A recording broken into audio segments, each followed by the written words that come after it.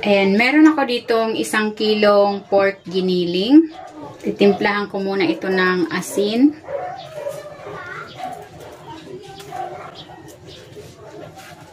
Paminta.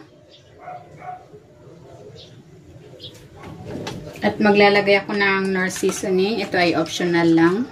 Pwede kayong maglagay ng mga pampalasa of your choice. And then, ilalagay ko na dito itong sibuyas, carrots, bell pepper, pickle relish. Maglalagay ako dito ng Vienna sausage at ng chorizo. Meron din ako dito ang hiniwang keso. At gumawa ako ng breadcrumbs. Ito ay sliced bread. Ginadgad ko lang. Nakalimutan ko pala itong raisins. Lagay na rin natin. At maglalagay ako ng 4 na egg. Hahaluin ko muna ito. Kung hindi ka pa nakapag-subscribe sa aking channel, please subscribe at i-click mo na rin ang notification bell para lagi kang updated sa aking latest recipes.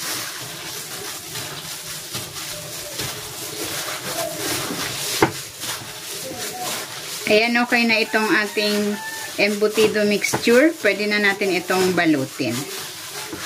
Ayan, magbabalot na ako. Instead na aluminum foil ang aking pangbalot, gagamit ako ng dahon ng saging. Ito ay dinarang ko na sa apoy para malambot. Ayan.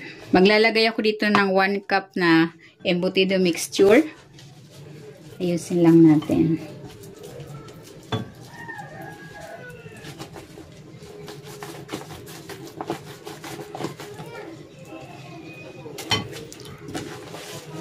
Babalutin lang natin ito na parang suman.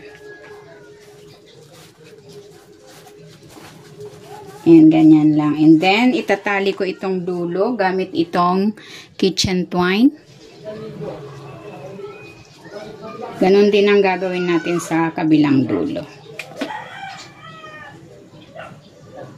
Ayan, ganyan lang. Uulitin ko lang ang proseso sa natitira pa nating embutido mixture. Ayan, ito na yung embutido. Bali, nakagawa ako ng 7 peraso.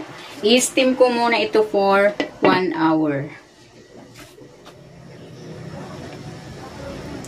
Ayan, ito na yung embutido. Luto na. Hahanguin ko na ito. Ayan, nagpainit na ako ng mantika. Ipiprito ko na itong embutido. Pwede rin namang hindi na iprito. Serve na siya as is. Pero mas masarap pag ipiprito natin.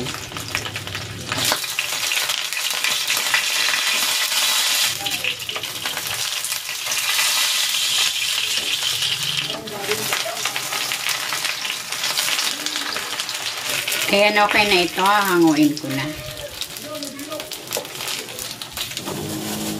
Tingnan na natin. Ito yung in-steam lang. Ayan. Ito namang prinito.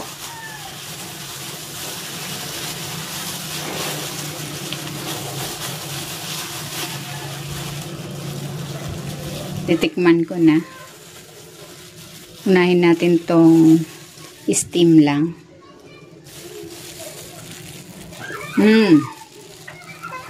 Sarap. Kahit hindi na natin iprito, masarap na. Tikman din natin tong prinito.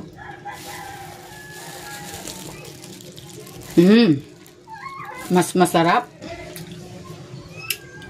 Kakaiba yung dagdag na aroma doon sa amoy ng dahon. Yung aroma ng dahon, dadagdag siya ng sarap.